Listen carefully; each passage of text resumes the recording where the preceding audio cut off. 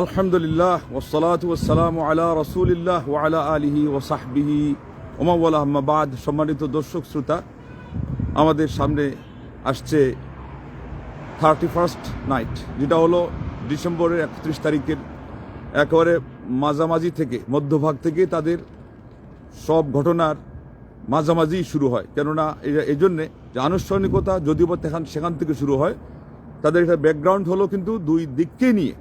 কারণ সেখানে জানুয়ারি যে মাসটা নাম রাখা হয়েছে, এটা হলো খ্রিস্টানদের একটি দেবতার নাম থেকে নেওয়া হয়েছে, এবং তারা ওই প্রথম রাত্রি যেটা 12টা পর্যন্ত, সেটা দিয়ে তারা ওই দেবতার পেছন দিক মনে করে এবং ওই সাধনা করে তারা বিদায় দেয়, মনে করে ভালো করে বিদায় দিলে ওই দেবতাকে খুশি করতে পারলেই আমাদের জীবন সার্থক। আর এরপরে তারা সম্মুখভাগে এসে 12টার পর থেকে তাকে তারা অভিনন্দন জানায়, তারা শুভেচ্ছা স্বাগতম জানায়, এবং এটাই হলো নববর্ষকে আলিঙ্গন করা, বরণ করে নেওয়া, যেটাকে তারা শুভ লক্ষণ হিসাবে নেয়। তো আসলে শুভ ও শুভ কোনো একটা কালকে কেন্দ্র করে তাকে এটার ক্রেডিট দিয়ে দেওয়া, এটা হলো শিরকি কাজ। বুখারী শরীফে হাদিসে আসছে, আল্লাহ নবী সাল্লাল্লাহু আলাইহি ওয়াসাল্লাম বলেছেন, আল্লাহ রাব্বুল আলামিনের ভাষায় যেটা হাদিসে কুদসি বলা হয়, যে যারা বলল যে আল্লাহর রহমতে বা অনুগ্রহে আমাদেরকে বৃষ্টিপাত করা হয়েছে, তারা আল্লাহর উপর ঈমান রাখলো এবং তারকার উপরে কুফরি করলো। এর বিপরীতে যারা এই ক্রেডিট তারকাকে দিল, তারা আল্লাহর উপরে কুফরি করলো এবং তারা তারকার উপরে ঈমান আনলো। লা ইলাহা ইল্লাল্লাহ। তাহলে এসো হে নববর্ষ, এসো হে বৈশাখ, তারপরে অগ্নিস্নানে সূচি হোক ধরা, এই যে চারুকলাতে গিয়ে তারা আয়োজন করবে, নানানভাবে তারা এই মঙ্গল শোভাযাত্রা সেগুলো তারা করবে, তাদের হলো এই ব্যাকগ্রাউন্ড নিয়ে এবং এই কনসেপ্ট নিয়ে এগুলো করে। এগুলো মূলত এসেছে বিধর্মীদের পক্ষ থেকে। তাইলে এটা বিজাতীয় কুসংস্কার। এমনকি এটা শুরু হয়েছিল খ্রিস্টানদের এই চিন্তা থেকে, এখন এটা বৈশ্বিক একটা রূপ ধারণ করেছে। এখন দলমত নির্বিশেষে বিভিন্ন ধরনের ধর্মাবলম্বীরা সবাই এটাকে এখন বিশ্বব্যাপী পালনের একটা দিন বানিয়ে নিয়েছে। তাইলে দেখেন, যেটা কুসংস্কার, যা কিছু অন্ধকার, সেখানে গিয়ে দেখা যায় আর কোনো জাত, কাল, ধর্ম, তারপরে ভৌগোলিক এরিয়ার কোনো তারতম্য থাকে না। কেননা এটা হলো খারাপ। ওই খারাপের মধ্যে সবাই কি করে সেখানে অংশ নেয় এবং সেটার দিকে সবাই ইন্ধন যোগায়। সেই জায়গায় সবাই কিন্তু পারস্পরিক সহযোগিতায় এগিয়ে আসে। উপরন্ত আজকে 92% মুসলিমদের দেশে গিয়ে দেখবেন যুবক যুবতীরা সেই রাতের অপেক্ষায় আছে, এবং তারা ওই তাদের মতো অত ব্যাখ্যা জানে না।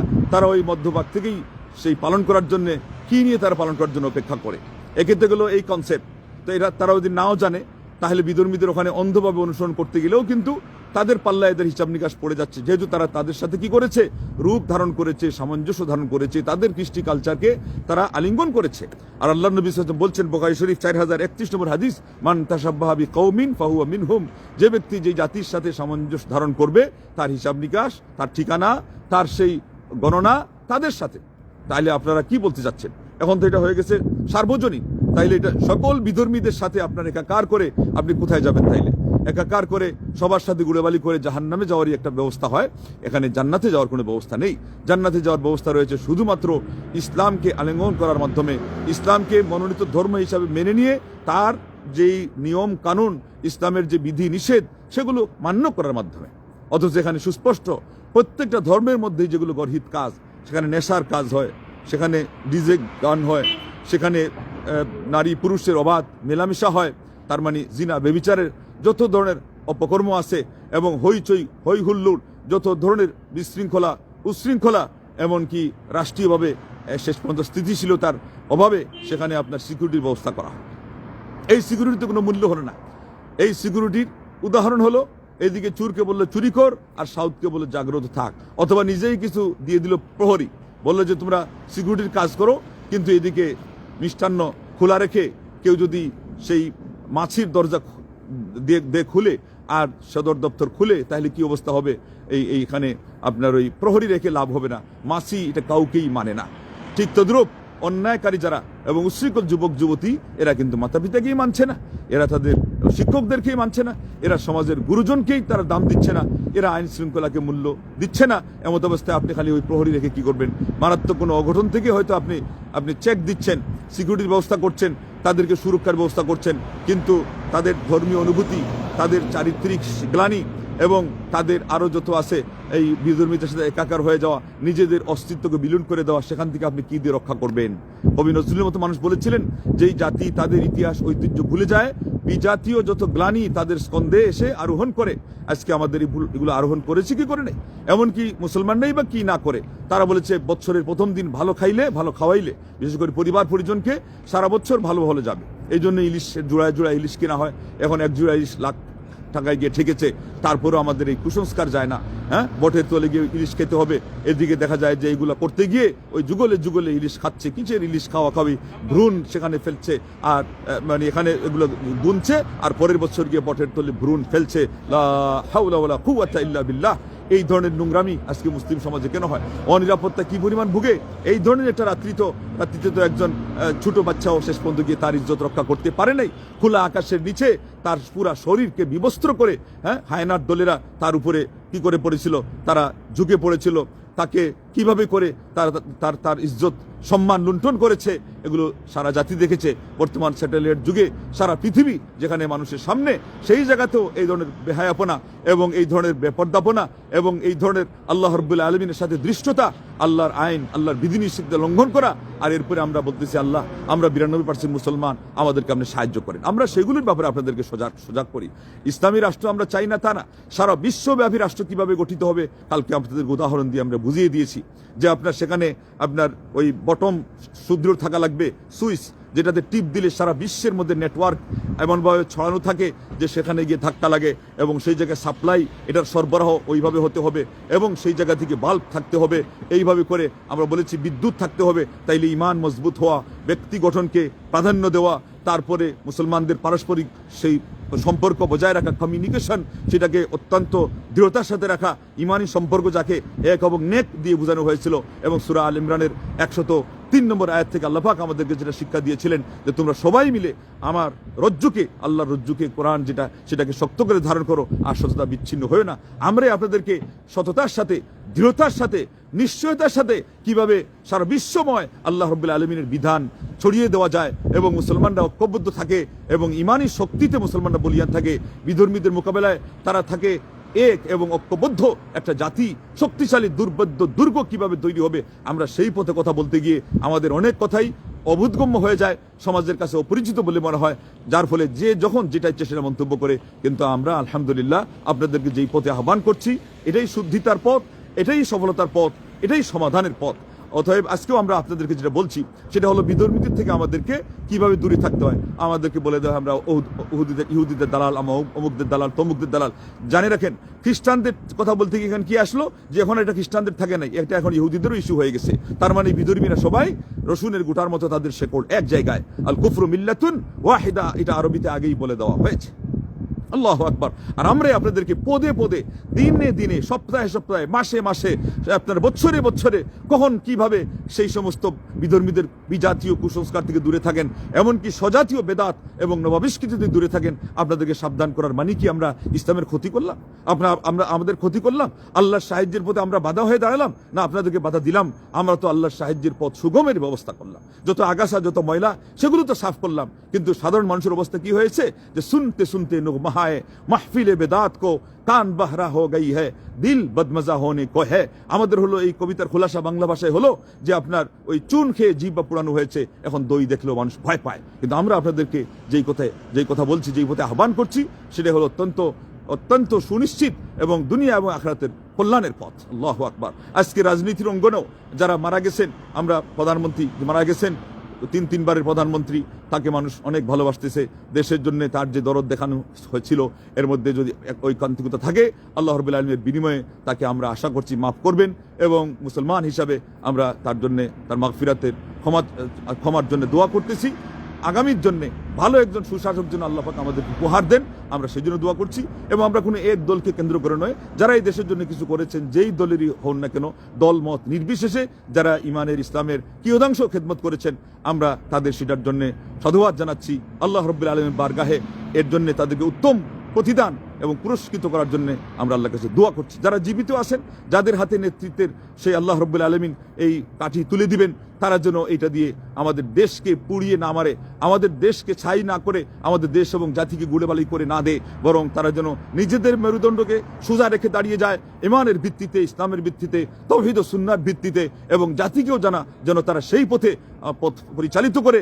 আমরা সেই জন্য তাদেরকে উদাত্ত আহ্বানও জানাচ্ছি এবং আল্লাহ রাব্বুল আলামিনের কাছে দোয়াও করছি যে যারা এই প্রতিজ্ঞা নিবে সততার সাথে, একনিষ্ঠতার সাথে, আল্লাহ যেন তাদের হাতেই আমাদের দেশের এই ক্ষমতা তুলে দেন এবং মহান রব্বুল আলামিন তাদেরকে এই পথে অগ্রসর হওয়ার জন্য সাহায্য করেন এবং ভালো কাজে সহযোগিতা করার জন্য আল্লাহ পাক কুরআনে উৎসাহিত করেছেন, ও তাআওয়ানু আলাল বিররি ওয়াত তাকওয়া ওয়ালা তাআওয়ানু আলাল ইসমি ওয়াল উদওয়ান। এই কথা বলে যে তোমরা পুণ্যের কাজে, তাকওয়ার কাজে পরস্পর সহযোগিতা করো, আর পাপের কাজে এবং সেই দ্রোহিতার কাজে, লঙ্ঘনের কাজে কেউ কাউকে সহযোগিতা করো না। তা আমাদের স্লোগান, আমাদের ভীষণ, আমাদের মিশন এটাই যে আগে তাওহীদ সুন্নাহ এবং আল্লাহ রাব্বুল আলামিনের ইবাদত, এটাকে নিরঙ্কুশ করা হোক এবং ইবাদতের যে পরিবেশ এটা তৈরি করা হোক, নিরাপত্তাকে নিশ্চিত করা হোক।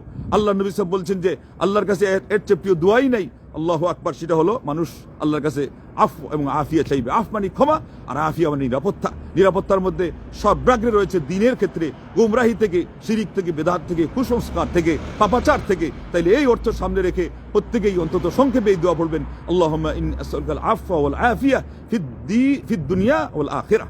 আল্লাহ নবী চাচা তার কাছে বারবার দোয়ার অ্যাপিল করলে তিনি একবার, দুইবার, তৃতীয়বার খালি এটাই বলছেন যে আপনি আফিয়া কামনা করেন।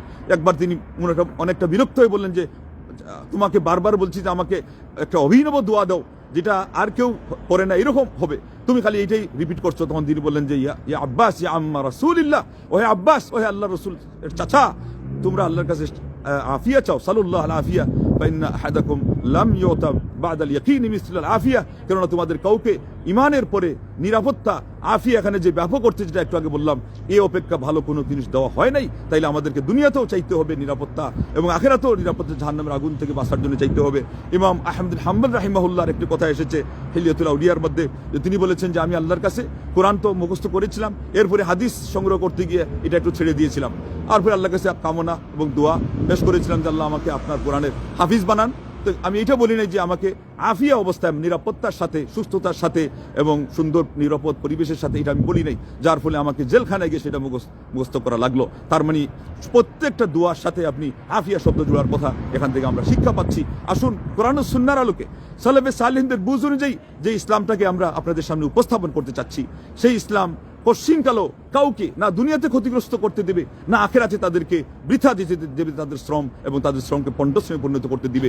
সেই ইসলাম পাই পাই করে আপনাকে দুনিয়াতে উপকৃত করবেই করবে। বাধ্যত এতে দেখা যাক আপনি যতই কষ্টের মধ্যে থাকুন না কেন, যতই পরীক্ষার মধ্যে আপনি পড়েন না কেন, যতই বিপদ আপদে আপনি ঘেরা হন না কেন, এটাই হলো আপনার ইমানি পরীক্ষা। কিন্তু এই পথে আপনি পশ্চিমকালও আপনার শ্রম বৃথা যেতে দেওয়া হবে না ইনশাআল্লাহ। আল্লাহ রাব্বুল আলামিন আপনার ভরসা থাকতে হবে আর ইয়াকিন থাকতে হবে। এই জন্য ইয়াকিনের কথা আপনাকে চাইতে হবে, কারণ ইয়াকিন না থাকলে, ইমাম ইবনে রজব রাহিমাহুল্লাহ উল্লেখ করেছেন, হাসান বসরি থেকে আল্লাহর ফরজ কাম আদায় হতো না, হারাম থেকে মানুষ বিরত থাকতো না, যে কোনো বিধিনিষেধ মানুষ মানতো না, আল্লাহর কথার উপর বিশ্বাসই করতো না। ইয়াকিন ছাড়া ইমানই মজবুত থাকে না। যার ইমান যত বেশি সে মজবুত করতে চায়, তার ইয়াকিনকে তত বেশি সুদৃঢ় করতে হবে, আর ইয়াকিনকে সুদৃঢ় যে করতে চায়, তার ইমানের সাথে সংশ্লিষ্ট জ্ঞানের পরিধি প্রশস্ত করতে হবে। বিশেষ করে লা ইলাহা ইল্লাল্লাহর সঠিক অর্থ কি, আল্লাহ ছাড়া সত্য কোনো মাবুদ নাই। এরপরে 7টা শর্ত, যেটা ইলম, ইয়াকিন, ইখলাস, তারপরে সততা, তারপরে আপনার ভালোবাসা, তারপরে আনুগত্য, তারপরে আল্লাহ রাব্বুল আলামিন ছাড়া অন্যান্য সকল মাবুদ, এগুলোকে অস্বীকার করা। এই সব জিনিসগুলোকে সামনে রেখে আমরা যখন ঈমান আনবো এবং এর ভিত্তিতে আমাদের আমল, সর্বোত্তম আমল হবে সালাহ, ওয়া'লামু আন্না খায়রা আমালিকুমুস সালাহ, এবং এটাকে আমরা সপরিবারে পালন করব। আল্লাহ পাক কোরআনে বলেছেন, ওয়া'মুর আহলাকা বিস-সালাহ ওয়াসতাবির আলাইহা। এ নবী, আপনার পরিবার পরিজনকে আপনি সালাতের নির্দেশ দেন, আপনিও এটার উপর অটল থাকেন। এইভাবে করে সালাতের সাথে সংশ্লিষ্ট অন্যান্য ইবাদত এগুলো এসেই যাবে, ফরজ ইবাদত এসেই যাবে। ফরজের পাশাপাশি আপনার কন্যা সন্তানকে পর্দা শেখানো ছোটকাল থেকে এবং 7 বছর থেকে ট্রেনিং দেওয়া, এটা শুধু সালাতের ক্ষেত্রে নয়, অন্যান্য ফরজ জিনিসের ক্ষেত্রেও শুরু হবে। 10 বছরে গিয়ে শাসন হবে, টর্চারিং হবে। এইভাবে করে যখন আমরা ব্যক্তি থেকে পরিবার থেকে আমাদের পাড়া প্রতিবেশী এবং আমাদের সেই মহল্লা, আমাদের এলাকা, তারপরে আস্তে আস্তে বড় পরিসরে আমরা আলো জ্বালাবো, আল্লাহর দ্বীনের মশাল, এই মিশন নিয়ে আমরা অগ্রসর হব। মহান রব্বুল আলামিন আমাদের এই কথার মধ্যে বারাকা দান করবেন, আমাদের আমলকে আল্লাহ কবুল করবেন, এবং এই মুসলিম জাতিকে আল্লাহ রব্বুল আলামিন একজন ন্যায়পরায়ণ শাসক অবশ্যই মহান রব্বুল আলামিন দান করবেন। এবং সেই সাথে ঐক্যবদ্ধ হওয়া লাগবে। ইসলামী সেই চিন্তা চেতনার ভিত্তিতে আমাদের দিনই সম্পর্ক যেটা, এটাকে অন্য সকল সম্পর্কের উপরে প্রাধান্য দিতে হবে। এবং কুফরি শক্তির মোকাবেলায় যখন আমরা কোনো প্রশ্ন এসে যাবে, তখন সবাই ঐক্যবদ্ধভাবে দাঁড়িয়ে যাব। অবশ্যই এই এই দৃঢ় প্রত্যয় যদি থাকে, আর এর আগের যেগুলো কথা বলা হলো ঈমান এবং ইসলাম, সেগুলোর যদি অনুশাসন ঠিকমতো থাকে, আমাদেরকে হারায় কে, আমাদের বিজয় আর ঠেকায় কে, কেউ ঠেকাতে পারবে না। কারণ আল্লাহ পাক নিজেই বলেছেন যে তোমরা যদি ইমানদার হয়ে থাকো প্রকৃতপক্ষে, তাইলে ওয়ালা তাহিনু ওয়ালা তাহজানু ওয়া আনতুমুল আলাউনা ইন কুনতুম মুমিনিন, তোমরা খালি প্রকৃত মুমিন হয়ে দেখো না, তোমরাই এই পৃথিবীতে শির উঁচু করে বিজয়ে ভেসে তোমরা এখানে বসবাস করতে পারবে। তার মানে আল্লাহ পাক দিনের মাধ্যমে আমাদেরকে প্রতিপত্তিও দান করবেন। আর এটা নিশ্চিত করতে পারলে দিন পালন করার পরিবেশ আমাদের তৈরি হয়ে গেল, জাতির মধ্যে শান্তি নিশ্চিত হয়ে গেল, বিচার, মানুষের অধিকার এটাও নিশ্চিত করা হবে। ওই যে অন্ন বস্ত্র বাসস্থান স্লোগানে বলা হয়, সাথে আরো দুইটা শিক্ষা এবং সেই সাথে আপনার চিকিৎসা এবং মানুষের এগুলো নিশ্চিত করা, এটা আরো গুরুত্বপূর্ণ। এই 5টি জিনিস নিশ্চিত হয়ে যাবে। আল্লাহু আকবার, দুনিয়াও পাবো, আখিরাতে পাবো। আল্লাহ রাব্বুল আলামিন আসমা হোসনা দোয়া করছি আজকে আমাদের এই 31st নাইটকে আমরা সামনে রেখে যদিও কথা বললাম, কিন্তু এটা প্রত্যেকটা পাপাচার, প্রত্যেকটা লঙ্ঘন, প্রত্যেকটা শিরক এবং বেদাত এবং কুসংস্কার, এগুলোকে নিয়ে কথা বলা, আর এর বিপরীতে আল্লাহ রাব্বুল আলামিনের আনুগত্যের প্রতি জোর দেওয়া নিয়ে কথা বলা, এবং ইসলামের অনুশাসন মানার মাধ্যমেই নিজেদের সেই আপনার সফলতার পথ খোঁজার কথা বলা এবং পারস্পরিক ঐক্যের পথ খোঁজার কথা বলা, এটাই হলো আজকের আমাদের লক্ষ্য উদ্দেশ্য ছিল। আল্লাহ পাক এর মধ্যে কল্যাণ রাখেন, এর উপর আমল করার জন্য সবাইকে তৌফিক দান করেন। এবং এখন থেকে এই ধরনের আচার অনুষ্ঠানে কোনোভাবেই ওয়েস করে হোক, যেভাবে হোক সমর্থন দেওয়া যাবে না। এর থেকে মানুষকে দূরে সরাইতে হবে, মানুষকে উপদেশ দিতে হবে, যত ধরনের অকল্যাণ আছে, যত ধরনের অন্ধকার আছে, সেগুলো থেকে তাদেরকে সাবধান করতে হবে। আর যা কিছু কল্যাণকর, যা কিছু সঠিক, সে তার প্রতি মানুষকে উদ্বুদ্ধ করতে হবে। এটাই হলো আমাদের দায়িত্ব। আমরা হলাম আমাদের শেষ নবী, শেষ উম্মাহ। তিনি বলেছেন আলা ফালিবাল্লিগু শাহিদুল গায়বা, তোমাদের যারা উপস্থিত তারা অনুপস্থিতদেরকে পৌঁছে দিও। আজকের আলোচনা যারা শুনছেন তারা অন্যদেরকে পৌঁছে দিও আমার বাণী সবার কানে কানে, যা শুনেছো আমার থেকে সবাই যেন জানে। এটা আল্লাহ নবী সাল্লাল্লাহু আলাইহি ওয়াসাল্লামের হাদিসের শব্দের ভাষ্য। আমি আমার কথাটাও বললাম, যদি এটা কোরআন সুন্নাহ অনুযায়ী হয়ে থাকে, এটা যদি ভালো লাগে, ভালো কথা হয়ে থাকে, এটার আপনারা ব্যাপক প্রচার ও প্রসার কামনাও করবেন এবং চেষ্টাও করবেন। আল্লাহর কাছে দোয়া করবেন আল্লাহ যেন এর মধ্যে বারাকা দান করেন, এটাকে কবুল করেন। এর বিনিময়ে আল্লাহ পাক আমাদেরকে একটা সুন্দর শরিয়া রাষ্ট্র দান করেন, যেখানে নিরাপত্তা বিরাজ থাকবে এবং যেখানে ঈমান এবং ইসলামের অনুকূল পরিবেশ থাকবে। আল্লাহ রব্বুল আলামিনের ইবাদত আমরা ঠিকমতো করতে পারবো।